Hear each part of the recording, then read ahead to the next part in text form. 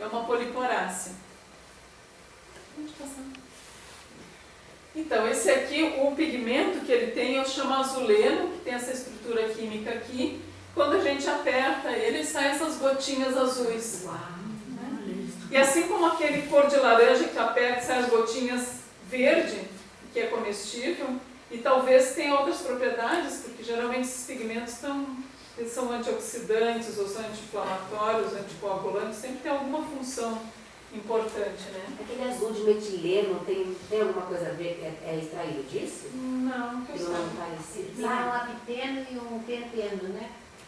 Um penteno aquela ali é a molécula dele, né? Ah, é. Esse aqui é o pigmento, é essa molécula aqui. Tem um apiteno e um penteno. Bacana. Ele foi descrito a primeira vez em 1822.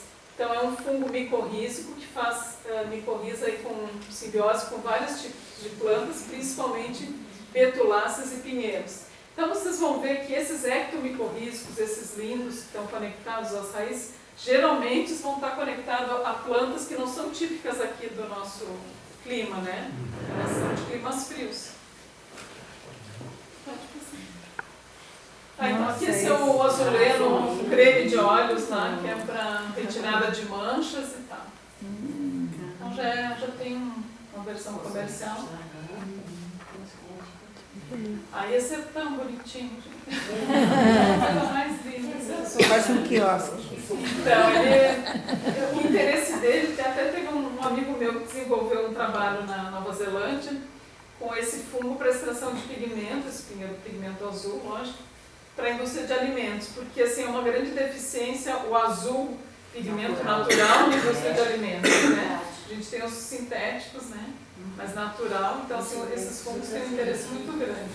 Então lá eles investiram $100 mil, né, na pesquisa para desenvolver, né, esse tipo de...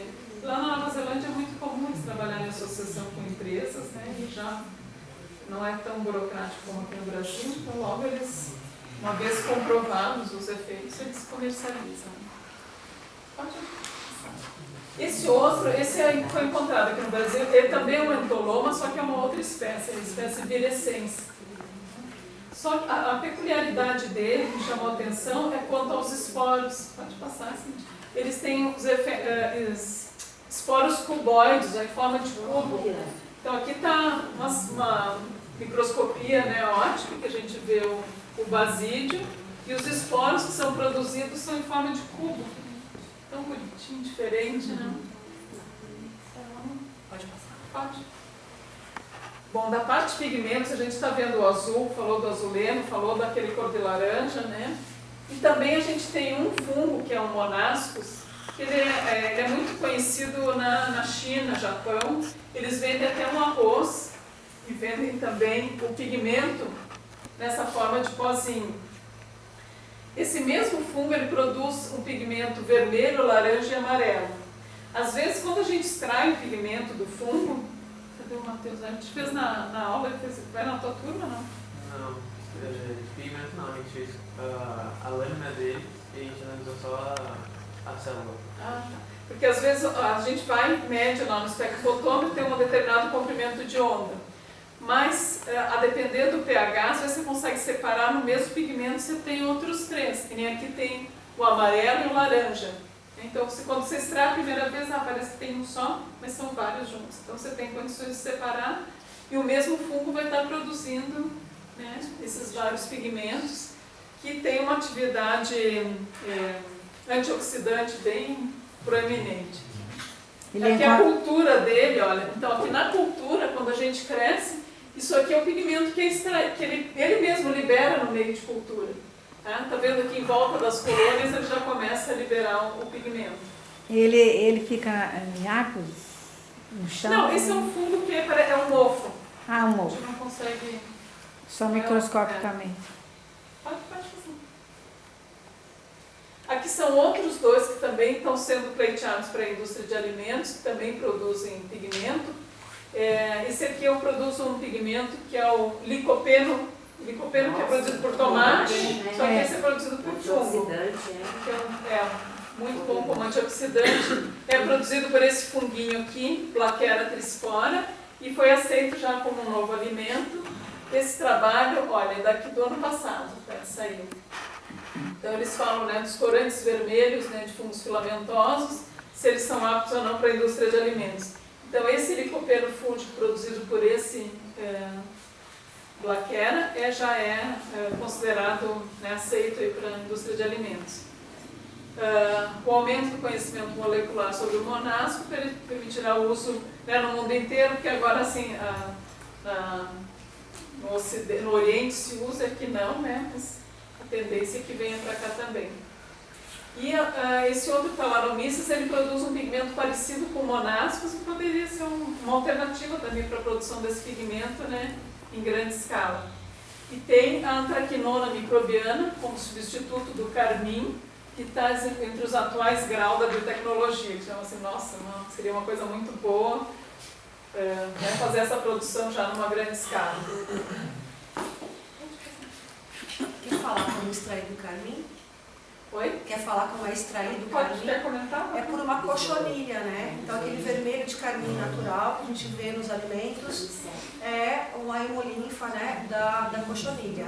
Então está dizendo que estão fazendo agora através do fungo. Aqui, esse aqui parece um penicílio. Penicílio é aquele fungo que comumente, acho que é o fungo da produz a penicilina, é um fungo, claro, depende sempre da espécie, né? É o fungo também dos mofos verdes que estão presentes nos queijos, né? Tipo gorgonzola.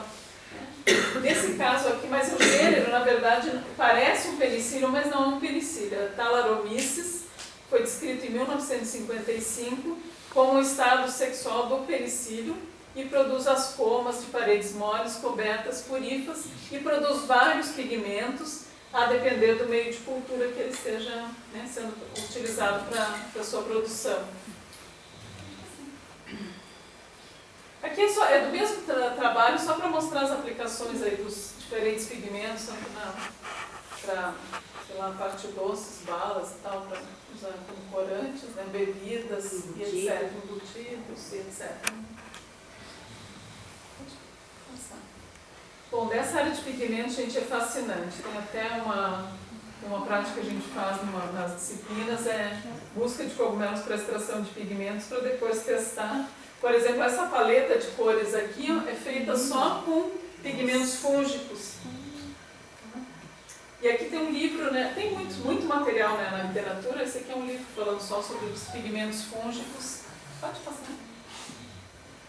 Então, olha só desse cogumelo aqui, olha a paleta de cores que sai fazendo a extração dos pigmentos. E depois você vai extraindo, que nem eu falei, às vezes é uma diferença de pH, os pigmentos estão todos juntos, você faz a extração em pHs diferentes, você vai tendo cores diferentes. Então, mesmo o cogumelo pode dar origem a diferentes pigmentos. Essa glã aqui é atingida por pigmento de cogumelos também. Essa paleta que vocês veem aqui, as lãs aqui, esses tons diferentes de marrom, também são micropigmentos. Então, alguns são comercializados, como eu mostrei lá do monascos, né, que é bem comum, mas nem todos, tem muitos que são feitos mais de forma mais artesanal do que comercial. Pode passar. Bom, olha aqui o anel de fada que a gente achou de manhã lá em cima, perto das árvores. Isso aqui, gente, é para mostrar, na verdade, é um único organismo e os fungos, eles crescem de forma radial. Ou seja, ele começa num centro e vai espalhando as hifas. E por isso que ele forma essa forma de círculo aqui. Tá? Esses são fungos comestíveis. A gente achou alguns desses pequenininhos aqui na trilha, né? Só que assim, teria que ter muitos para... Porque 80% do corpo do fungo vai ser água, né? Na hora que botar na panela, só para nada. Mas é um fungo bastante comum em serrapilheira. Ou campo, aqui nesse caso. Né? Pode passar. Olha, esses lindinhos aqui, ó, são os micena, que eu falei para você. Ele tem de várias cores. Algumas bem chamativas, né? Outras um pouco menos. Tá? Também é muito comum em serrapilheira, como eu tinha comentado para vocês aí durante a trilha. Eles são muito pequenininhos, parece insignificante, mas eles fazem um trabalho muito bom na decomposição daquelas folhas. Pode passar. Aqui, gente, a manita cesárea. O nome cesárea é uma manita, nem todas as manitas são venenosas, né? Essa é uma manita comestível, que ela ganhou esse nome da espécie cesárea em função do que o imperador, né, consumia e era um dos fungos prediletos, né, para o seu consumo. Então, ficou com o nome, né, de cesárea em função do imperador romano. A fase jovem dela, do corpo de frutificação, ela pode ser, ele começa nessa forma de ovinho, ó, como vocês podem ver aqui, depois ele vai abrindo e forma o cogumelo. Essa parte que parece um ovo se chama volva, estípite, pilho, e aqui forma um anel. Tá vendo esse anel aqui? Que é um véuzinho que cobre as lamelas, depois quando o cogumelo desabrocha, cai aquele véuzinho e forma um anel. Só que esse fungo, ele é consumido mais dessa forma de ovinho, mas ele pode ser confundido com uma espécie que é mortal. Pode passar. Isso que é perigo. Ó, por exemplo, a manita falois. Nessa fase aqui de ovinho, ela pode ser confundida. Claro que depois, quando abre e vira o cogumelo, aqui já é diferente. Mas esse é um cogumelo micorrízico, geralmente com conífera e pins, que é mortal. Tem aqui no Brasil? Eu nunca vi essa manita, eu vi outras amanitas, mas essa mesma eu nunca encontrei, pelo menos. Nem ouvi registros. Né? Aqui, gente, da família Boletácea, a gente encontrou os suílos aqui no caminho também, só que ele estava um pouquinho passado, né? Mas ele tem aqui embaixo o himênio, que é essa parte fértil, bem amarelinha, né? Aqui são poros, que depois a gente vai ver. E é um fungo comestível, a gente só tira essa película do pilho porque ela é indigesta. Aí depois ele é comestível. Por outro lado, às vezes pode se confundir, apesar que, se vocês observarem, em geral, a estípite dele é colorida e esse aqui é branquinho. É que às vezes a pessoa, se ela não é muito atenta, olha assim por alto, eu acho que é. Né? E esse aqui é um fungo que é realmente tóxico. Chama rubro boleto satanás. Nossa Senhora! E ele, quando corta, ele fica azul. Né? Isso também é um indício de toxicidade, né? É aquele que você cortou ficou preto também, ou porque né? é alucinógeno. Aquele ficou preto. Por exemplo, o psilocibe, que é um fungo alucinógeno, quando a gente corta ou verifica ele fica azulado, né? Porque as enzimas oxidam com ar. E é um indício, né, para caracterizar. Pode passar, sim. Então, se chama boleto satanás, alguns chamam de boleto ou rubro boletos, né, mas é o mesmo.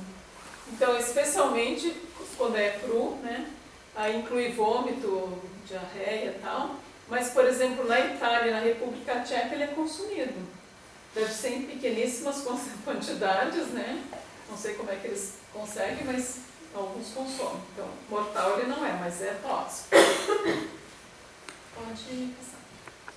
Esse lindinho aqui. Que lindo! Então, normalmente, a cor vermelha é um sistema de alerta para os predadores, né? Ou até mesmo para a gente, o ser humano, né? Então, a manita muscaria, ela tem vários compostos químicos biologicamente ativos. Um deles que é chamado muscimol, está presente aí nessa película vermelha. Ele tem propriedades psicoativas.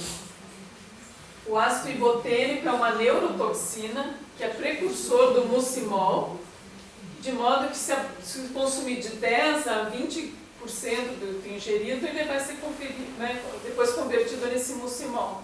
A dose tóxica em adultos é de aproximadamente 6 miligramas, ou seja, bem pouquinho, já é muito tóxico. Então, assim, não consuma. Mesmo quem gosta dos alucinógenos, não. Vai. Então, gente, a gente fala que é um cogumelo tóxico, né? Mas não vai ser mortal nunca. O máximo vai produzir alucinações, vômitos, diarreia, náusea, mas não vai matar. Pode passar. Esse branquinho inteiro, alguém perguntou já se branco pode consumir. Esse é todo branco e esse é chamado anjo da morte. Esse é mortal. Agora tem um shimeji que eu compro que é bem branquinho. Que não dá para dizer, porque assim, às vezes só a cor, porque a gente tem que analisar vários Várias coisas, né? Várias características para é comestível ou não é comestível. Mas Vocês você- perguntaram para mim hoje do círculo de fadas, é comestível? Possivelmente seja, mas eu não penso como comestível, então não. Eu recomendo que não. Então assim, a gente tem que sair de preferência com guia de campo, muitas vezes fazer lâmina no microscópio, ver o tipo de esporo que produz, para ver se bate com a descrição da literatura ou não. Né? Muitas vezes precisa de alguma análise química, então não dá para sair comendo e arriscando, né? Às vezes a gente tem. Esse aqui ele pode causar insuficiência hepática, né? Além de outros compostos venenosos aí que ele possui. Pode ir. Por exemplo, esse aqui, gente, branquinho, bonitinho, né? Vocês veem aqui rosadinho, aqui as lamelas são brancas. O que vocês acham? Vocês diriam que é comestível, inofensivo? Parece um champignon. Parece um champignon. Mas esse aqui é tóxico e esse é comestível. Né? Então, assim, às vezes a aparência são muito parecidos, olha só. Muito, é o O que ele tem de diferente? A lamela desse é branquinha, aquele lá é rosado. Eu não enxergo isso. Não? Aqui, ó, também, tá vendo as lamelas aqui? E aqui essas lamelas, ó, cor-de-rosa, tá vendo? Ah, sim. É porque ele tá, nesse caso aqui, ele vai ter um anelzinho, ele tem um véu cobrindo, a hora que ele abrir mesmo, vai aparecer as lamelas. E essas lamelas aqui, a tendência é que elas fiquem marrons depois de madura, né? A cor do esporo é marrom. Então, foi um comestível aqui, tipo portobello. Essa é branca.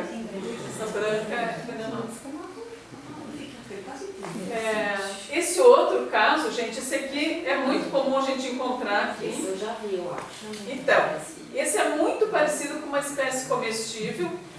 Esse aqui é o Chlorophyllum molybdites. Clorofilo já vem de clorofila, porque ele tem uma esporada verdinho claro. Só que quando ele está jovem, não dá nem para perceber, muito clarinho. E mesmo ele um pouco mais, aqui já está mais velho, dá para o verde é mais proeminente. Mas em geral é um verdinho bem pastel, assim. Agora passo próximo. Esse outro aqui é um fungo europeu, eu nunca vi aqui, né? Assim como os amanitas e companhia limitada também são europeus, estão aqui porque vieram já com os pinos e tal. Mas a morquela é um fungo que é um ascomiceto, diferente de todos os outros lá. E ela é muito parecida com esses dois aqui, a giromita espulenta e a carolinária, de aparência. Mas quando você abre o cogumelo ao meio, esse aqui ele tem uma massa branca, né, dentro, e esse aqui é oco. O que é oco é comestível e o outro é venenoso. Né? Mas a aparência dele, aqui é a morquela, bonitinha. Pode ser cinza, tem uma avermelhada que é muito parecida com aquele que é venenoso.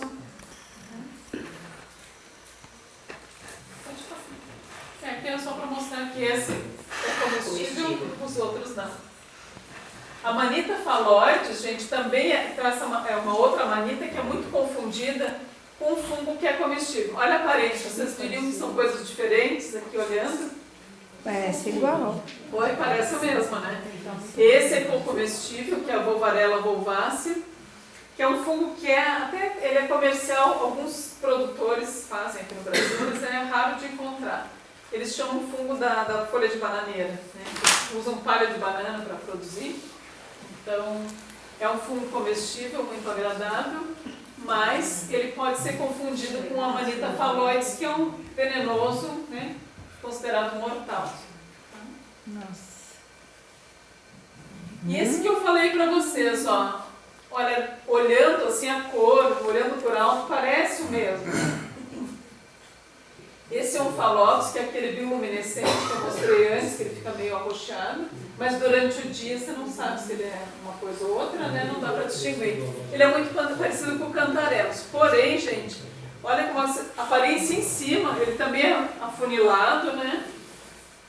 Aqui aparece um funilzinho. Porém, embaixo, olha como são as lamelas desse e como são aqui. Aqui são chamadas lamelas decorrentes, porque elas vêm do pílio e se estende até o estípite. Já aqui, ó, ela para no... Tá vendo onde para? Ela não tem uma continuidade com a estípite. Tá? Esse é o venenoso, aquele não. Então, por isso, na apostila de vocês, no e-book lá, na última parte tem um monte de formas de de lamelas e de como essa continuidade com a stipt, que isso é uma forma de vocês classificarem o cogumelo. Então, esse é o cantarelo, aquele cantarelos é um fungo comestível, Cantarelos cinibarius, e esse aqui venenoso. Então, nessa breve exposição aqui, que podia ter passado vários outros cogumelos mais, vou mostrar mais adiante os comestíveis. Olha só, se estima que no mundo inteiro haja de 1 a 5 milhões de espécies de fungos, milhões, das quais a gente conhece apenas 100 mil delas que foram descritas. Né? E olha que os fungos, o roxinho são o desconhecido e o quão pouco é conhecido. Né? Essa barrinha azul é o conhecido e tudo isso aqui é o que se estima que existam e a gente não conhece. Então, quando a gente pensa, estão desmatando, além de todo o prejuízo para o ambiente, a gente está acabando com uma biodiversidade que a gente nem conhece, a gente nem sabe o que ela faz, qual que é o papel dela aqui. Né? Então, é uma tremenda ignorância quando a gente deixa de preservar uma área para fazer produção, seja lá o que for. Né? Esse aqui é o nosso que a gente coletou aqui. São panos finitos, bonitinhos, degradadores de madeira, né? Cadê? Então aqui, gente, eu até deixei em cima, depois se vocês quiserem ver, essa bandeja e tem vários deles. Vou passando. Essa bandeja são só comestíveis, não é isso, Eli? Encontrados no Caeb, é isso? Esse aqui são comestíveis encontrados aqui no Caeb. Isso. Esse é comestível também. Esse aqui seria branquinho, né? Só que agora ele tá velho, Mas eu vou mostrar. Eu acho que eu vou mostrar a foto, mas está no e-book. Conta que a gente coletou há um tempo atrás, né? Pra gente. Se não a gente foi coletando porque a gente ficou com medo de chegar na época do curso e a gente não ter. Porque a gente não tem como controlar, né, os fatores para eles aparecerem. Não tem.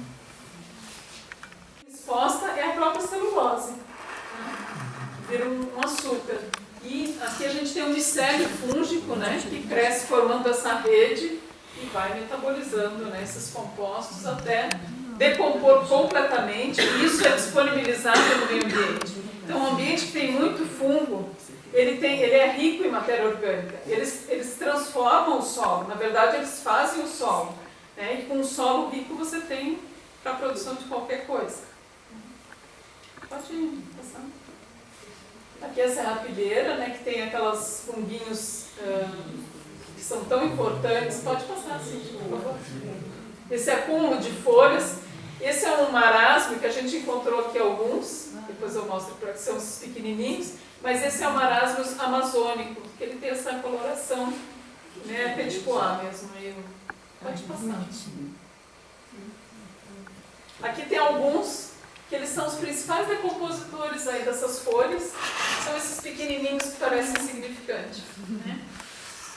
E a serrapilheira, o que é, na verdade? Ela é essa camada de folhas que se forma, que é importantíssima para manter a temperatura do solo, para manter a produtividade, para evitar a erosão e lixiviação, reter a umidade, favorecer a decomposição e principalmente o isolamento térmico. Então, quando a gente faz, por exemplo, quem tem pessoas que têm sítio, que produz, né, tem um cultivo agrícola, o que a gente tenta? Imitar a natureza.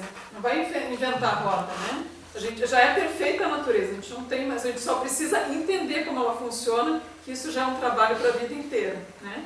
Então, como que funciona? Eu vou fazer meu canteiro e eu vou cobrir esse canteiro com folha seca, com galho. Por quê? Porque eu vou ter que imitar esse sistema que já existe naturalmente. Para quê? Para manter a umidade e para fazer o isolamento térmico. Porque se eu não tivesse isolamento térmico, eu vou fritar as raízes aqui. O sol vai dar direto no solo, né? Eu não vai ter umidade. Então, assim, não tem produtividade. E assim, dessa forma, a gente consegue, entendendo como a natureza funciona e trabalhando em favor dela, imitando algumas coisas, a gente tem uma boa produtividade sem veneno nenhum, sem insumo químico nenhum, sem agrotóxico nenhum, extremamente saudável. Tá? Que são o que a gente prega aí nas culturas orgânicas. Então o seu Peter aí que produz, né? agricultura orgânica e também trabalha com agrofloresta. Você tem fazendo um trabalho aqui, né? Aqui também, a doutora Ima que tem mais, vocês têm a horta aqui também. Então, você faz compostagem, né, e utiliza esse sistema. Então, você pode ter uma boa produtividade sem usar nenhum insumo químico. Isso se chama uma agricultura de processo, não de insumo. Né? Processo porque você está usando um processo que é natural para ter uma ótima produtividade. Parece simples quando a gente fala, parece ridículo, mas eu não vou fazer nada. Não, já entender como a natureza funciona já é um trabalho imenso, gente. Olha, pouco a gente conhece. Mesmo dos fungos que eu fui falando aqui, a gente conhece que menos 5% de tudo que existe. E entender como funciona, né, é para uma vida toda. Usavam esse sistema faz muito tempo, eles trabalham com agrofloresta e com a produção dos fungos nesse sistema. Só que eles foram mais além, porque assim, além deles fazerem as podas, né, da floresta, esperarem o tempo necessário para a natureza fazer a sua ciclagem, eles têm uma relação mostrando quais plantas são ligadas a quais fungos. Então, por exemplo, assim, eles têm uma lista enorme de fungos comestíveis que a gente não usa aqui. A gente usa, sei lá, 8 espécies no máximo, né? E eles têm um arsenal aqui, umas 60 espécies diferentes que eles usam na alimentação. E aí eles utilizam o que? Eles fazem o sistema de poda da roça e colocam essas madeiras que eles sabem. Né? Tem uma lista aqui mostrando, ó, tal fungo, ó, esse aqui é o que a gente coletou aqui, tá vendo? Isso aqui na nossa cultura, na verdade, a gente não costuma consumir. Apesar de saber, comestível, tudo bem, mas é coriáceo, não sei o que, eles consomem. Né? Tem uma série de fungos que... E aí eles fazem essa associação com as plantas, né? E a gente pode estar dando uma olhadinha. Vai fazendo a poda, ó, que ele está mostrando aqui, e depois vão nascendo os cogumelos aí nessa...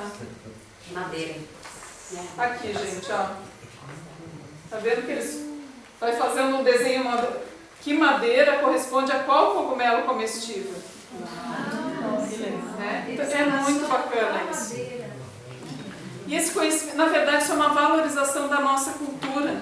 Então a gente não tem que inventar roda. A gente tem que observar como as coisas funcionam. A gente tem que dar credibilidade para as pessoas que são da terra, né? Então, assim, eles já tinham esse conhecimento, agora a gente acha que está entendendo de agrofloresta, mas isso eles já faziam há muito tempo. É muito tempo. Então, assim, e eles foram mais além porque eles fizeram essa relação de quais madeiras para quais fungos comestíveis. Então, eles têm alimento para o ano inteiro e sem agredir a natureza, né, de uma forma sustentável. E reciclando sempre. Aqui depois para vocês verem, acho que a Cíntia me emprestou aqui para mostrar, o cogumelo que eles têm lá, a produção. Eles formam em forma de pozinho, que na verdade eles usam para sopa. E aqui esse livro, na verdade, traz várias receitas também de como eles preparam. A Alice botou em massa, em pasta. Ah, botou? Então vocês vão experimentar hoje. Não, acho que não de hoje. Ela usa em casa. Ela usa em casa em pasta. Então, aqui é só para mostrar então o ecossistema manejado. Aqui vocês veem a poda de madeira, de bananeiras e etc. E a exuberância de fungos é impressionante. Esses aí são todos comestíveis, né? Aqui está o pequenininho lá que a gente falou, lá o coprinos, em grande quantidade. Pode passar. Aqui, ó, dos Yanomamis aqui, olha quantos cogumelos. Vem uma cesta cheia. Pode passar. Aqui o preparo, né? Como eles fazem, às vezes enrolado em folha de bananeira, às vezes como caldo, etc. Esse aqui é um fungo também bem fácil de achar nas matas, o Odemanziella, que é um fungo também que eles consomem. Favolos brasilienses, gente. Olha como também aqui ele tem, na parte fértil, parece um favo de abelha, né? É um fungo comestível. Eu já coletei aqui no CAES, tem aqui também. E aqui eles fazem uma outra forma de preparo. Com mandioca, né? Aqui, ó, como os cogumelos descobertos, né, por indígenas brasileiros estão conquistando os chefes renomados. Porém, gente, eu fico um pouco preocupada, na verdade, é que isso não vire uma exploração, né? Porque Porque assim, eles estão lá produzindo, respeitando a natureza, de repente tem uma descoberta, a gente pode pensar, é bacana porque a gente vai valorizar a cultura, vai valorizar, mas de repente vão lá explorar a mata, explorar até acabar com tudo. Porque assim, o ser humano é muito imediatista, né? Quer um lucro rápido, não quer esperar. Né? Quer estocar, exatamente. Né? Então, assim, eu espero que não seja esse o intuito, mas que seja de compartilhar um conhecimento, né? Acho que vale a pena falar também, quem não conhece, aquele chefe lá é o Alex Atala, né, que é um dos maiores chefes reconhecidos mundialmente, é do Brasil. E que os Tem pesquisadores, né, São que Paulo. trabalharam aí na... Esse produto é trazido por ele. Tá com a marca da... O Instituto Atala. Ele vai comercializando. Eles comercializam lá no Mercado Pinheiros, em São Paulo, que eu te falei, né? Pode passar. Então aqui, gente, é isso que eu queria. Os Yanomamis usam partes da floresta como roça de mandioca durante 4 anos. Depois eles deixam que essa área se recupere para o crescimento então dos cogumelos. Então eles têm mandioca, tem cogumelo o ano inteiro, né? Mas eles sempre trabalhando dentro dos princípios da sustentabilidade, né? A gente não tem que explorar, porque é bom, vamos detonar, coletar tudo e acabar. Acabou, tem uma vez, depois como é que vai ser as próximas vezes, né? Então a gente sempre tem que trabalhar e pensar dentro desses princípios e dar tempo ao tempo, né? A gente está até, eu acho que a gente tem um sistema de vida que é aceleradíssimo, né? Como eu falei hoje de manhã, vamos para o mato fazer a terapia florestal. É bom isso porque a gente se conecta e a gente precisaria fazer isso mais vezes, né? Muitos de vocês aqui têm sítio, têm casa, podem fazer isso com mais frequência. Tem outros que não têm. Né? E a gente vive numa correria diária. E essa correria é para tudo. Para que tudo isso? Né? A gente precisa ter essa consciência que a gente precisa manter os nossos recursos naturais. Senão a gente acaba com a vida, né? Não só do ser humano, né? Com todas as espécies. Pode passar. Então aqui é só para mostrar a capa do livro. Né? Esse livro recebeu o prêmio Jabuti, né? Foi um livro premiado. E é bem... Eu gostei bastante do conteúdo. Pode passar, sim. Então, gente, queria falar um pouquinho das interações microbianas, da importância, que é isso das coisas que a gente não vê normalmente, né? Quando a gente fala dos micro-organismos, fala em bactéria, então a gente pensa em doença diretamente. É ou não é? É. Mas não, eles têm uma importância, são poucos que causam doença, na verdade. E são os que a gente mais conhece. Mas, em geral, a gente tem um termo atualmente que a gente fala que todos os organismos são holobiontes, holo do todo, biontes de vida. Porque nós não somos só as nossas células, nós somos nós, mas todos os nossos micro-organismos. Assim como a planta é ela, a célula eucariótica, mas todos os micro-organismos associados. O solo não é algo inerte, é algo muito vivo, tem muita vida nesse solo, vida microbiana. E assim vamos indo. Então, esse trabalho é recente e ele fala dessa simbiose. Na verdade, não é uma exceção, mas é a regra. Ou seja, simbiose porque a gente tem sistemas de fungos, líquens endófitos, microbioma humano, corais, bactérias, etc., tudo formando um só mosaico. Toda a forma-vida funciona em colaboração. Toda a forma-vida funciona em simbiose. Pode passar. Então, essas interações, tem esse trabalho que ele discute isso, né? Esse trabalho agora de 2019, quando a exceção passa a ser a regra. E a regra, de verdade. Então, a simbiose, principalmente devido aos avanços da tecnologia, da biologia, a revolução do microbioma, está sendo cada vez mais reconhecida como fundamental para explicar qualquer aspecto da existência da vida. Anteriormente considerada como uma exceção, característica peculiar de poucos sistemas, por exemplo, como os líquens, né, que a gente sabe que é uma associação de uma alga e de um fungo, a gente sabe, é uma simbiose, mas não, hoje é uma regra, já é reconhecida como uma regra, né, com o microbioma sendo parte de todas as entidades e sistemas vivos. No entanto, o nosso conhecimento do significado e funcionamento ecológico de muitos sistemas simbióticos ainda é limitado. Esse trabalho é 2019, né, ou esse ano. Então, é recente, é uma revista científica de renome, né? Então, são dados confiáveis aí, gente. Então, o microbioma, normalmente, isso é uma coisa interessante. O que o microbioma faz no nosso organismo? Ou faz quando ele está associado a outro organismo? Ele amplia as funções, ele amplia a resistência. Tá? Então, assim, normalmente ele codifica muito mais genes do que é codificado pelo genoma do hospedeiro. Então, nós temos muito mais genoma que se é bacteriano do que nossos genes, né? Expandindo grandemente a capacidade funcional do hospedeiro. Nossa. Então, por que uma pessoa fica debilitada depois que ela adoece, toma uma carretada de antibiótico, aí ela leva um tempo para... O que acontece aí? Mata as bactérias boas, né? Aí você tem que repor, usar uns probióticos para dar uma fortalecida. Então, supõe-se que a adaptabilidade e a resiliência, que é a capacidade de resistência do hospedeiro, sejam melhoradas porque os genes microbianos podem evoluir rapidamente, coisa que nós não podemos, mas as bactérias podem. Ou os micro-organismos com funções benéficas podem ser rapidamente adquiridos. O sistema microbiano é ultra rápido, questão de minutos tem reprodução. O nosso demora quanto tempo? Né? Pode mudar, Cintia.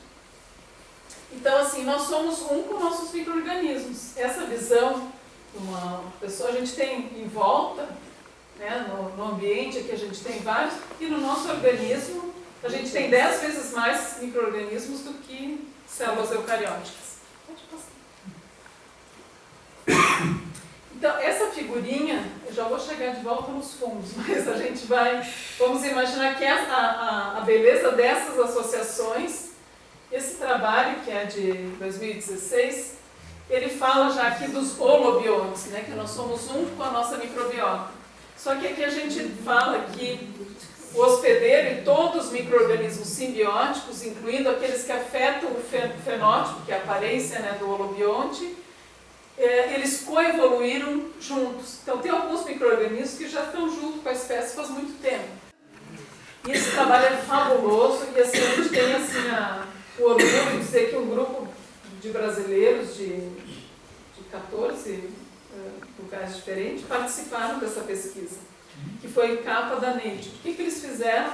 Um mapeamento feito por consórcio internacional que revela como estão distribuídas no globo terrestre as associações entre espécies fundamentais para os ecossistemas florestais. Então, o que eles viram nesse estudo? Árvores e fungos associados, tanto ecto quanto entomicorrízicos.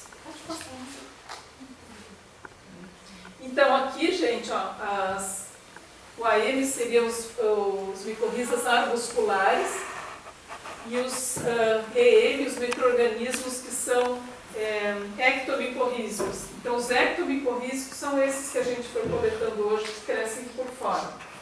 Esses fungos ectomicorrízicos, que é o que a gente vê aqui em azul, eles são mais comuns, mais frequentes nas regiões mais frias. Tem aqui no Brasil? Tem, lógico que tem, mas não é o mais comum. O mais comum aqui que nós temos na nossa região são endomicorrízicos, são aqueles fungos internos que são fundamentais. Qual que é a diferença? Por que tem mais lá e menos aqui? Porque eles é um ambiente diferente. Então aqui, como os fungos ajudam as plantas? Disponibilizando bastante matéria orgânica, né? Então eles vão disponibilizar esses nutrientes. É um local mais frio, a decomposição é mais lenta, eles atuam disponibilizando esses nutrientes. Aqui no nosso clima, qualquer coisa dá, é tudo uma riqueza, uma biodiversidade enorme, mas os nossos solos têm deficiência em fosfato. Então o que os fungos fazem aqui? Eles disponibilizam fosfato para a planta. Então isso quem faz são os endomicorrízicos. A compensação natural.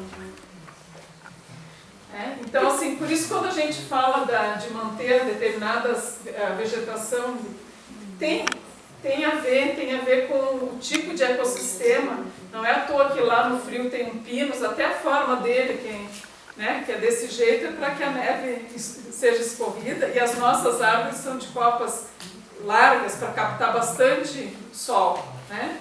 Então, as coisas não são aleatórias, né? Tem uma ordem e essa ordem tem um significado na natureza. Vale ouro, né?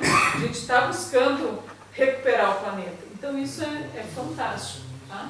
Então, aí o controle do climático, que é direcionado, então, pelas florestas, né, que estão conectadas com esses fungos.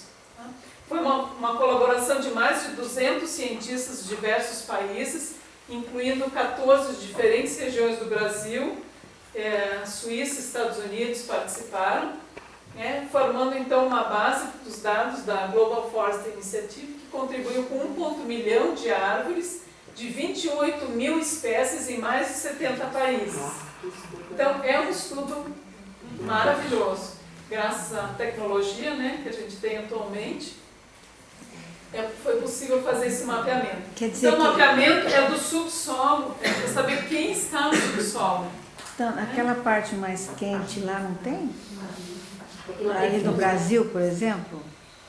Aqui. Nordeste, Norte. Vai ter. É que eles não fizeram, ou seja, eu acho que fizeram o máximo possível, mas não tem. Tem algumas áreas que ainda ficaram sem vários cogumelos, né? Estão presentes. Então, ectomicorriza, o que acontece? A raiz da planta está aqui, ó, e esses fungos eles formam uma espécie de manto em volta da raiz. Tá? E aí ele se mostra fazendo essa frutificação que a gente observa. Já os que são, então, são micorrizas formadoras de manto, as ecto. Elisa, aquele fungo que você achou na raiz da copaíba, aromático, ele é um ectomicorriza? Aquele era de folha, o que a gente achou, ele era um endofítico. Endofítico. Esse aqui, gente, é muito comum. Então, esses são os que muito comum aqui no nosso país, ou em regiões quentes, e esses são muito comuns em regiões frias. Haja visto aqui a árvore típica, aqui um pinheirinho, né, que não é nativo nosso, né, mas da Europa, ou América do Norte, etc. Né. Aqui a gente tem os chamado endomicorriza. Endo vem de dentro, né, então eles eles formam uma espécie de arvorezinha dentro da célula da raiz. Por isso eles são chamados arbusculares. Formam uma espécie de arbusto dentro da célula. Tá? Mas eles não são parasitas. Né? Eles participam, eles utilizam, lógico, o açúcar, né, que é produzido através da fotossíntese, mas eles disponibilizam os nutrientes para a planta, principalmente o fosfato. E aí eles formam, aqui a gente tem algumas hifas que saem para o lado de fora, e essas vesículas que são os esporos, que é o que vocês veem aqui, né, que seriam as formas de reprodução deles. Pode passar, por favor. Então aqui, se a gente observasse, se a gente cortasse um pedacinho aqui da raiz, a gente veria o córtex aqui da raiz e as hifas crescendo, né? Nesse caso aqui é um ectomicorriza. Olha só, nesse caso aqui é um endomicorrízico, mas ele forma os arbúsculos aqui, os esporos, né, que ficam do lado de fora. E olha uma coisa interessante, gente, aqui está a raiz da planta, vocês veem tudo que é branquinho, é o micélio fúngico, ele amplia muito, é como se as raízes se multiplicassem, tá? É isso que o fungo faz. Então, assim, e além do mais, por essa possibilidade dele produzir enzimas extracelulares, ele pode utilizar muitos recursos do ambiente, metabolizando e disponibilizando para a planta. Então, a planta ganha uma capacidade imensa quando ela está associada a fungos.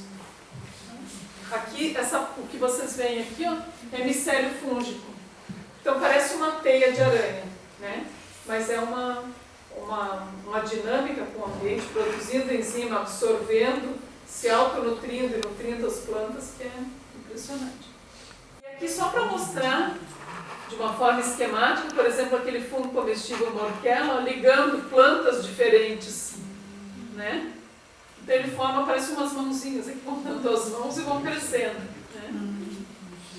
Pode passar. Então, as ectomicorrizas, elas estão presentes principalmente em sistemas de clima temperado e ajudam a reter mais carbono da atmosfera. Então, eles são os mais vulneráveis às mudanças climáticas. E os arbusculares, que são os nossos nativos daqui, eles são mais dominantes nos trópicos e promovem o ciclo do carbono rápido, tá? Em função também da temperatura. Pode passar. Olha que maravilha, ectomicorriza, a quantidade, como amplia, né, a raiz aqui. E a diferença aqui, ó, de uma planta com micorrizada e sem micorriza, como diminui aqui as raízes, né? Aqui também com micorriza, sem micorriza, um fungo, né? O crescimento de plantas aqui que foi feito em laboratório, um fungo, né? Com micorriza e sem micorriza, o crescimento fica menor. Então, assim, são associações que são fundamentais, não tem como separar, né? Não tem como separar uma planta da sua microbiota, nem dos fungos que estão associados, senão você vai ter a morte dessas plantas em recursos de sobrevivência. Esse é um outro trabalho também que fala sobre fungos promotores do crescimento vegetal. Então, assim, na verdade, assim, a literatura é muito vasta, né? Mas o conhecimento que deve ficar aqui, que eu gostaria que vocês pensassem, principalmente quem trabalha com produção, é usar essa disponibilidade que está no ambiente para produzir um alimento melhor, de melhor qualidade e mais rápido, e maior, ou seja, só tem vantagens aí, né? Esse é um micólogo famoso, Paul Stamets, vocês talvez já tenham visto o vídeo dele, se não viram, procurem na internet, ele tem vídeos maravilhosos. E ele fala que os fungos podem salvar o planeta. E ele falava isso aqui antes de saber desse trabalho que saiu agora recente, em 2019. Agora então, né, vai ser fantástico. Esse micélio running, ele fala dessa possibilidade, o micélio ele se estende, né? Ele vai colonizando vários locais. Pode passar. É só um pouquinho, um minutinho. Pronto. Pode ir. Olha aqui, o que eu falava do crescimento radial. Aqui um pedacinho de madeira que foi inoculado com fungo. Isso aqui, cada uma dessas seria uma hifa, o conjunto é um micélio. Então vocês veem, saiu desse pedacinho de madeira, ele expande muito, né? Ele vai crescendo. E assim, isso aqui, gente, é uma única célula. Essa aqui é a região que chamam região de crescimento, aqui é a região de senescência. Então é uma forma de se autoproteger também, né? Então se você pegar qualquer pedacinho aqui, vai originar um fungo exatamente igual. Pode passar. Olha aqui a trama que forma. Isso aqui eu queria mostrar, eles crescendo aqui na palha do cogumelo. Né? Ele forma, parece uma teiazinha de aranha. Se a gente olhasse no microscópio eletrônico, a gente veria essa organização aqui. Ou aqui no caso do Pleurotus, né, crescendo nesse resíduo. Tá? E depois vão sair as frutificações. Ou seja, à medida que ele consome todos os recursos vegetais, né, ele frutifica. Olha, aqui é um sistema visto de IFA, né, em microscopia normal. Né? Então é uma estrutura fina, né, parece tão frágil, mas não é. Pode passar. Eu vou aproveitar só para mencionar esse fungo que a gente encontrou aqui no CAEB. É um fungo comestível que tem sabor de carne de frango. Nossa. Ele é de coros sulfúrios. Mas pode passar, que a gente está com tempo. Então, gente, são... Não pode usar um pouco mais de tempo? Tem que ser terminar exato. Então, estava para terminar meio de 10, né? Já foi Aí vamos até meio atrasando, de 45, então, tá bom? Mas eu vou controlando aqui, porque a gente tem que dar uma acelerada, senão... Lá em cima, e a rede de IFAs, né? Mas tudo isso aqui, e aqui é como se fosse uma única célula, né? Aqui a gente fala unicelular, mas aqui também é. Pode ir.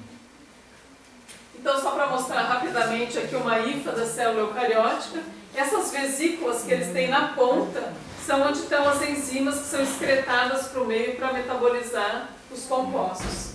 Pode passar. Aqui mostrando essa organização, mas a gente já comentou, pode ir para frente. Estou correndo por causa do tempo, gente.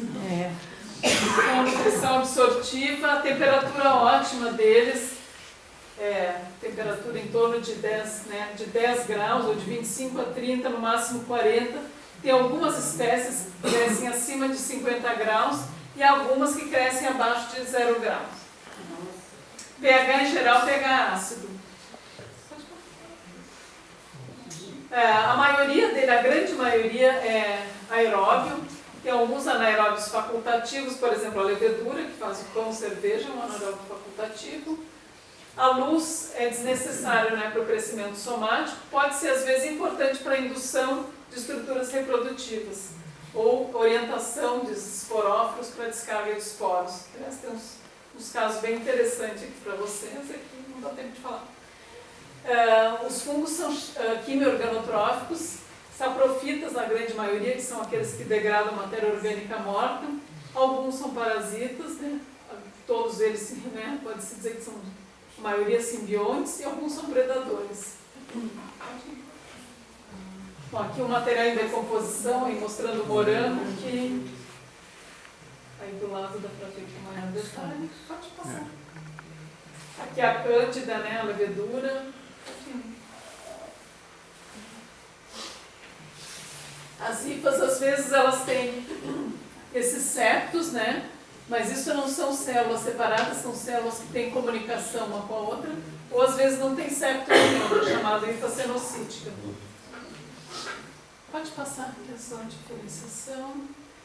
A parede celular, gente, é importante, porque ela tem não só a função de reconhecimento no processo sexual de simbiose, mas também ela tem uma matriz amorfa, que é constituída de beta-glucanos e quitina, alfa-glucanos e glicoproteínas. Não tem celulose, apesar de ser eucariótico, e tem uma molécula parecida com colesterol, que é o ergosterol. Mas fungo não tem colesterol, então pode passar.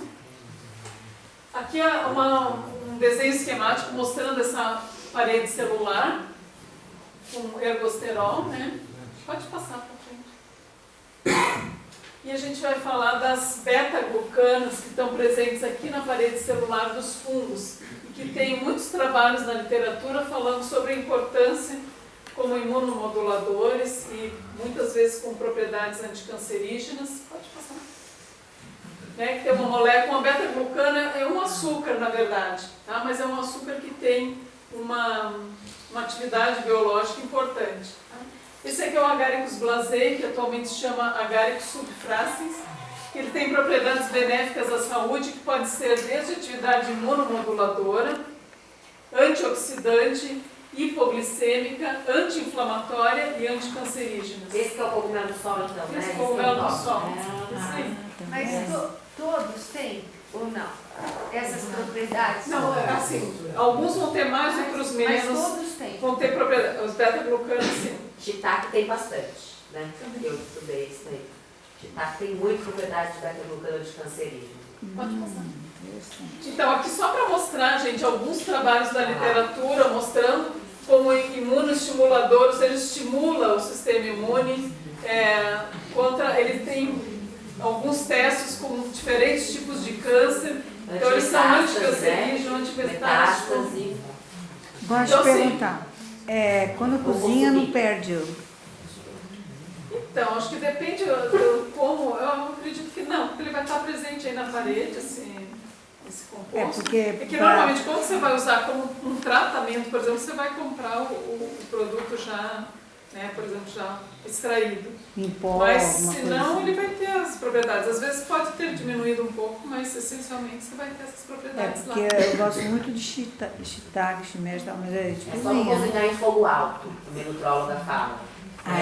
Dar uma salteada no shiitake ou em qualquer outro cogumelo. Todos têm, né? A nutróloga fala, só que tem uns que tem mais. Só que não pode cozinhar, por exemplo, se vai ao forno, já perde muita propriedade. Então é legal saltear o cogumelo em temperatura baixa, não pode ser em fogo alto, e ele mantém as propriedades antitumorais, anti-inflamatórias, enfim. Só dá uma assim, um alimento que todo mundo devia comer. Ela fala, devia comer, até coloquei no release, acho que devia comer muito. E quem é vegano, vegetariano, também usa como fonte de proteína, porque eles têm um alto valor proteico, né?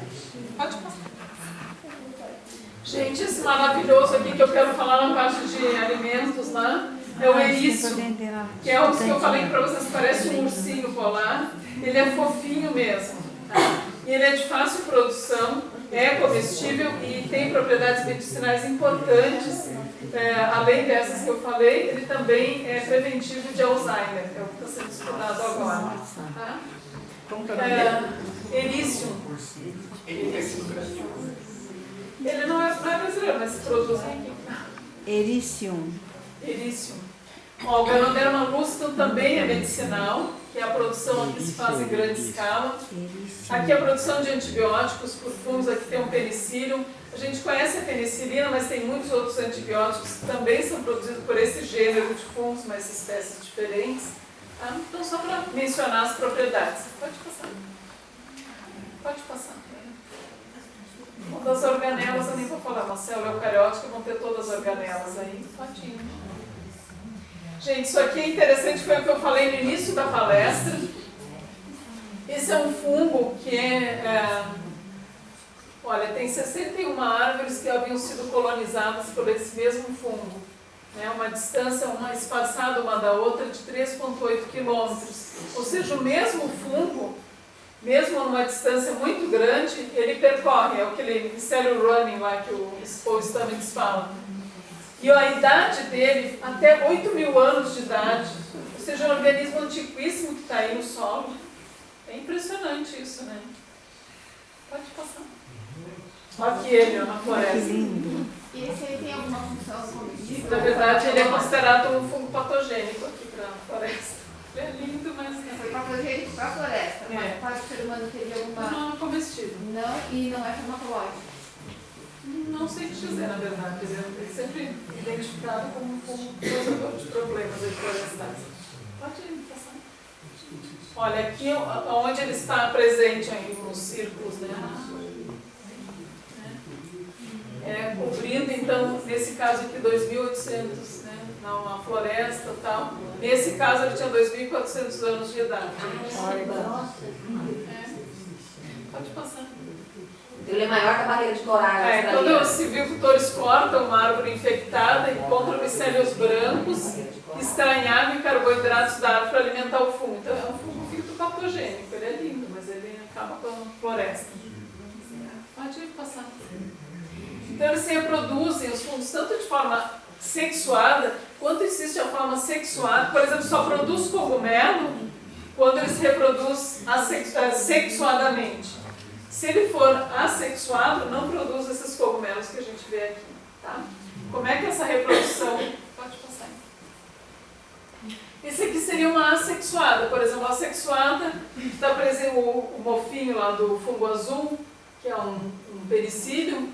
A estrutura vegetativa ela se especializa, produz as estruturas de reprodução, forma os esporos, mas cada um desses esporos são como se fossem clones. Ele vai dar o mesmo tipo de organismo. Germina e forma de novo assim.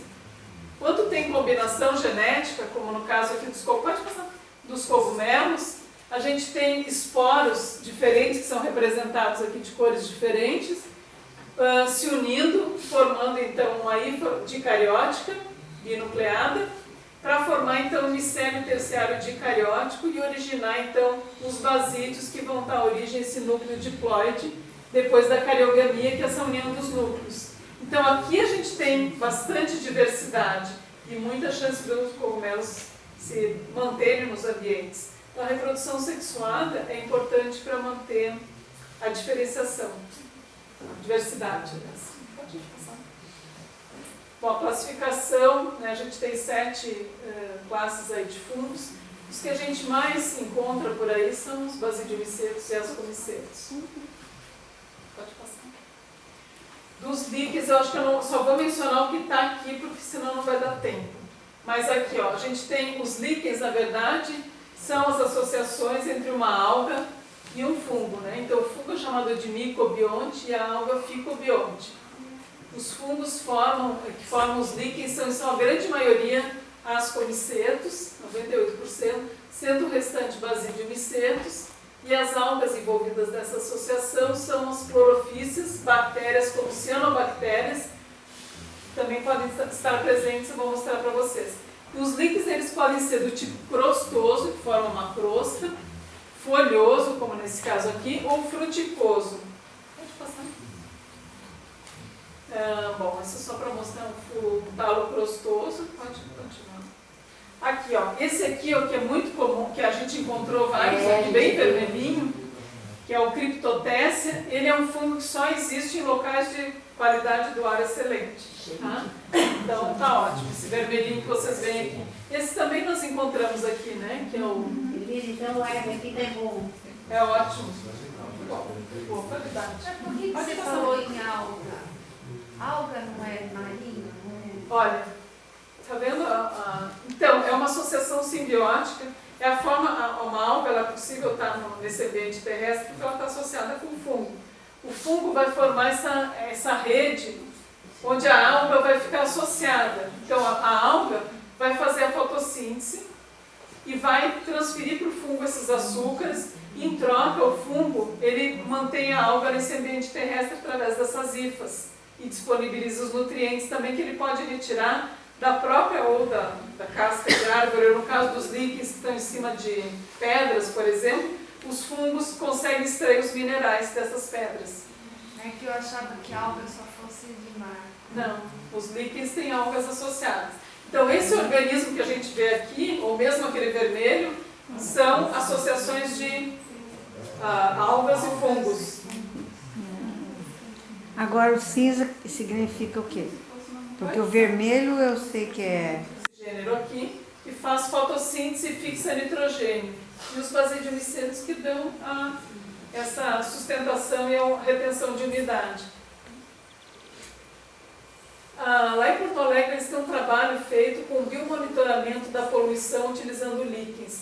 Então se estima que existem em torno de 13.500 espécies de líquen no mundo, sendo que destas 2.874 foram encontradas já no Brasil e 912 já registrados no Rio Grande do Sul. Pode passar. Aqui, gente, é só uma tabelinha mostrando, isso é do pessoal lá do Sul, que é os líquens presentes na casca de árvores, aí estão os gêneros, né? A quantidade de dióxido de enxofre por miligrama por metro cúbico, e aí relacionando com a qualidade do ar. Então, se a qualidade é muito boa, se é boa, então dependendo do líquen, se ele é mais sensível, por exemplo, como aquele vermelho, ele vai estar relacionado com a qualidade muito boa, porque vai ter menos dióxido de enxofre ou de outros gases que são prejudiciais. Beleza, mas os líquens eles não são prejudiciais à árvore, não, né? Não, de jeito nenhum, são maravilhosos.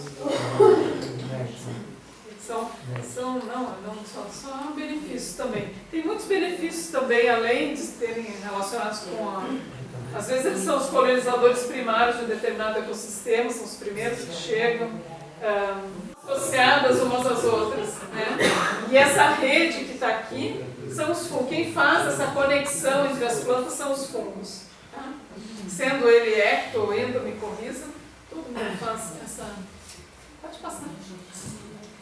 Aqui é só para a gente ter ideia, quando a gente passa, caminha, quando a gente vai numa horta, a gente não vê como é que tem o solo. O solo é pura vida, né? A gente tem bactérias, por exemplo, 5.000 bactérias por quilo por hectare, fungos, minhocas, protozoários, actinobactérias, algas e outros organismos assim. Então é um mundo à parte. Né? Pode passar. Gente, esse é um vídeo que eu gostaria que vocês vissem. Eu vou deixar bem para o final, ele é um vídeo maravilhoso. É uma pesquisadora do Canadá que trabalha comprovando essa comunicação que existe entre plantas e fungos e o que os fungos fazem na natureza. Então ele está muito bonito, espero que no final dê para assistir, mas eu vou pular em função do tempo. Não é depois a gente muito volta. longo, né? Não é muito longo o vídeo? Não é longo. Pode passar? Pode passar? Pode? Então passa. Quer passar já? Quer passar No final? Então pode deixar no final. Deixa no final. Pode passar, a gente volta. Então, agora vamos falar dos valores dos cogumelos, né, e valor nutricional dos cogumelos comestíveis, né. Então, a gente, na verdade, nós usamos, né, o que a gente encontra comercialmente são poucas espécies, né. A gente tem o champignon, o pleurotus, né, que é o shimeji, o shiitake e o mais que a gente encontra. Basicamente são esses, né. O shimeji a gente vem de vários tipos. Tem o portobello também, que é o agaricus também, o fortinho. E tem alguns que a gente compra ele desidratado, né, que são europeus, mas a gente encontra aqui. Esse. E dentro desse fungo seco tem um que é o boletus, né, que é amarelinho que a gente coletou hoje. Tem. Pode passar. Gente, esse aqui são fotos dessa produção feita aqui em Taboão da Serra por essa pesquisadora. A gente ficou uma noite inteira comentando e admirando o fungo. Parece um ursinho mesmo, ele é fofinho. Tá? Esse é o Ericium irináceus, que aqui uma coleta. Quero. Ele é muito rápido, vê que ele aparece a frutificação mesmo antes dele colonizar todo o substrato. É uma técnica que eles chamam de juncal, que é com resíduo de gramíneas e braquiária e coisas que normalmente, né, não tem muita valorização. E ele cresce muito rápido. Pode passar. E eu mesma não experimentei, mas é maravilhoso. Mas olha só o aspecto dele cozido como muda, né? Parece um pouco normal. Parece. Pode mudar. Então, aqui é a forma de produção, mas também não vou estar me estendendo agora, né? Mas aqui vocês veem no dedo dela, aqui que vem essa parte branquinha, que são os esporos produzidos, né? Então, ele tem um crescimento muito bom. Aqui, quando se vê branquinho, quando coloniza totalmente substrato. Então, tranquilamente daria para, tendo a que chamam da linhagem, né? Fazer uma produção caseira, né? Para ter uma permanência. Isso aí que a gente precisaria aprender, ué. É outro curso. Gente, ó, aqui dos cogumelos ostra, ou pleurotos, ou chamam de shimeji, que eu falava das lâminas decorrentes, né? Que elas são, continuam aqui com a stipite, né? Como é mostrado aqui. Mas vocês veem aqui a variação, isso está lá no e-book, como pode ser diferente, e isso serve para a gente identificar um cogumelo. Como essas lâminas estão inseridas no pílio e no stipite. Tá? Pode passar. Esse aqui, ó, eu chamo de puffball, né? É uma calvátia gigante, já o nome já diz. Que é do mesmo grupo desse que a gente encontrou em grande quantidade, só que esse não é comestível. Mas olha, como esse aqui está fofinho, é porque ele já passou do tempo mesmo. Normalmente, ele comestível ele tem que ser durinho assim, parece uma bola de futebol. E olha só, cortado aqui, ó, parece um queijo e aqui frito. O sabor dele é meio insosso, tem um sabor autofolho. Tem que temperar, né? Tem que temperar. Tem que temperar. Mas é lindo, tem até maior que esse tamanho. Ressaltando que esse daqui do CAEB é tóxico, né? Ah, não sim, é esse não é esse que para tá pelo amor mostrando. de Deus. E esse tem aqui no Brasil? Eu até tenho. Eu tenho. Mas não é tão comum de eu nunca vi esse grandão assim, nunca achei. Mas tem. Ó, calvátia setiforme, que é essa calvátia que a gente encontrou aqui. Olha como ela parece, pode parecer meio esverdeada, que isso aqui não é comestível, né? Ó, não também. Então, quando a carne ela se torna verde, amarelada ou marrom, é um sinal que não é comestível, tá?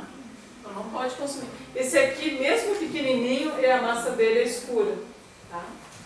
Então, não é. Então, todos os membros das verdadeiras espécies desse chamado puffball são comestíveis somente quando jovens, quando a carne é branquinha. Mas nesse caso aqui, nem jovem, tá? Então, já está escurinho, não tem para comer. Pode passar. Olha que bonitinho. É do mesmo grupo também. Só que ele forma um leve stipitezinho. Pode passar.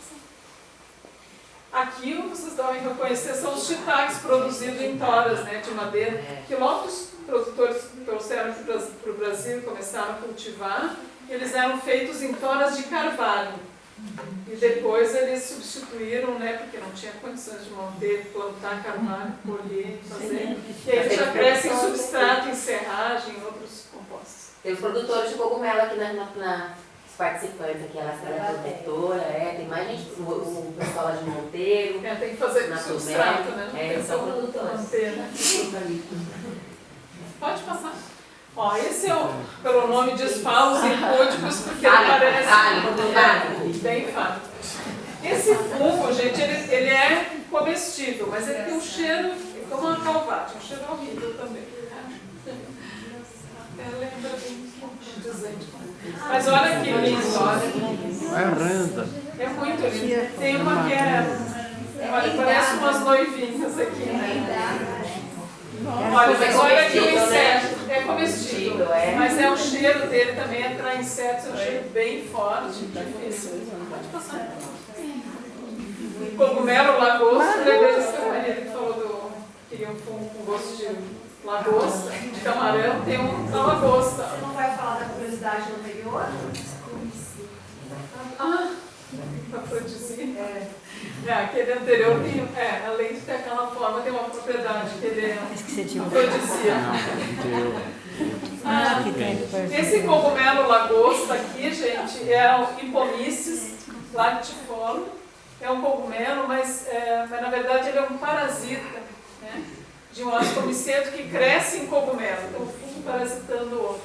E transforma nessa cor laranja avermelhada, que ele é comestível e tem um sabor de lagosta.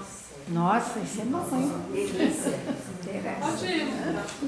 Ó, esse aqui é aquele bonitinho que eu mostrei antes, que parece as noivinhas lá. Ele é produzido comercialmente no Oriente, né? E comercializado dessa forma. Tá vendo?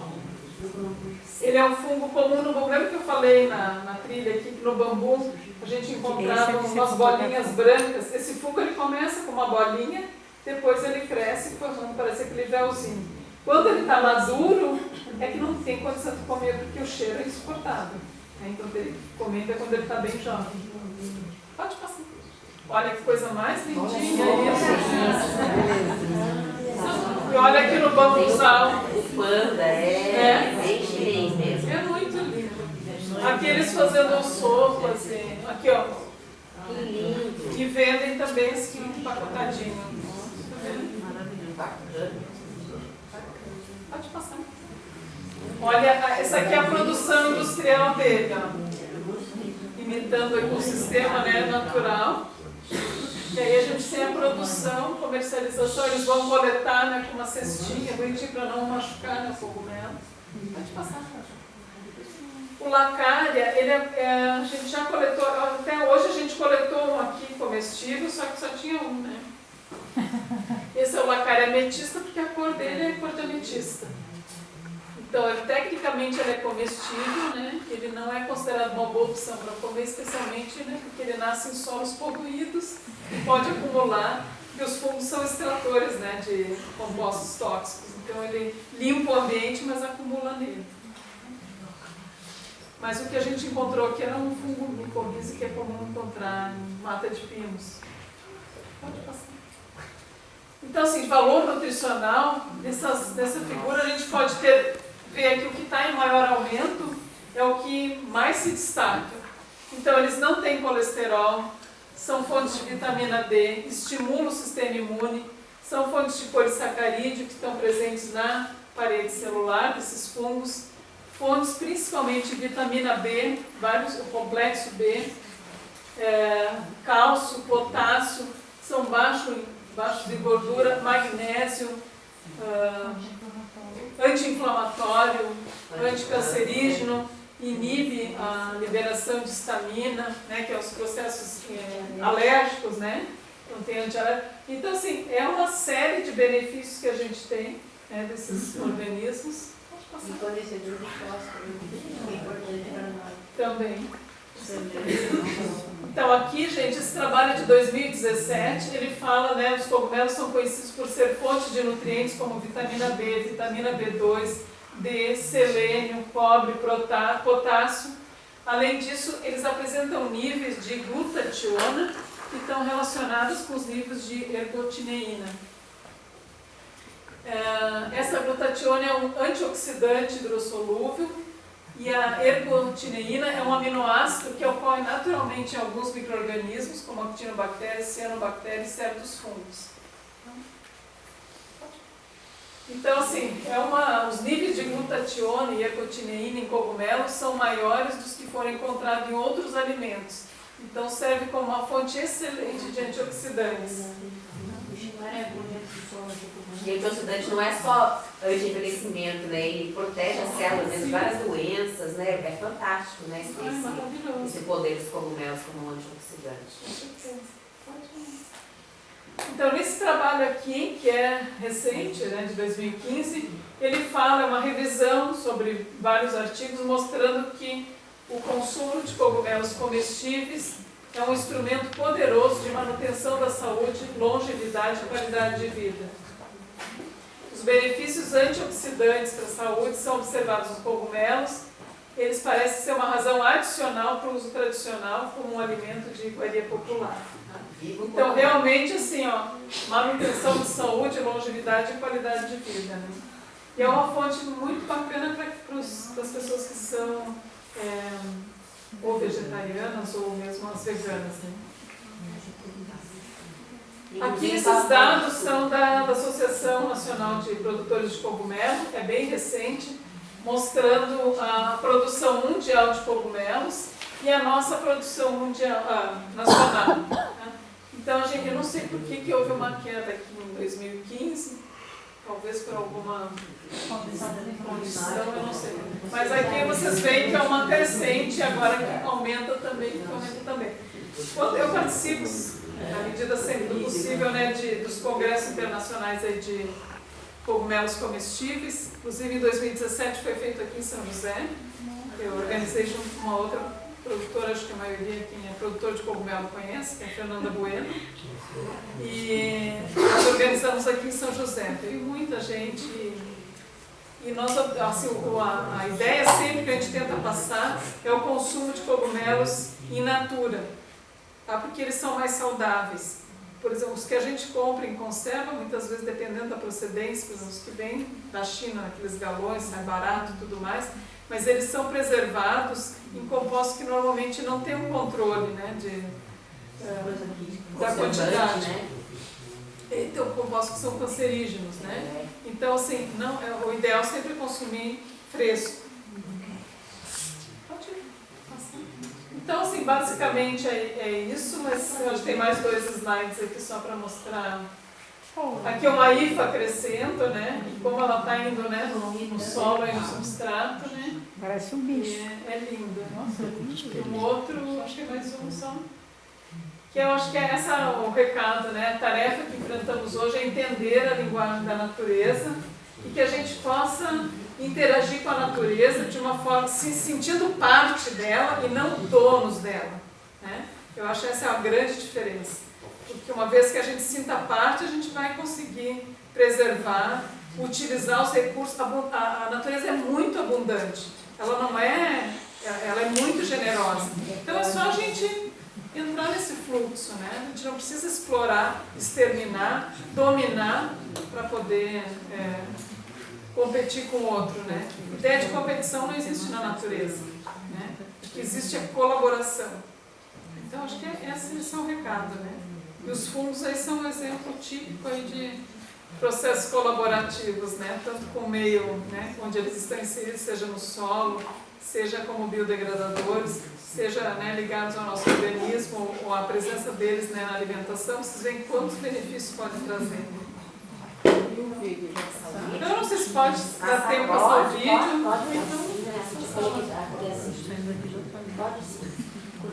Então, eu tinha tentado, que eu pensei que ia ter internet, tinha uma versão em português, com a legenda. Esse está em inglês, mas acho que dá para entender aqui.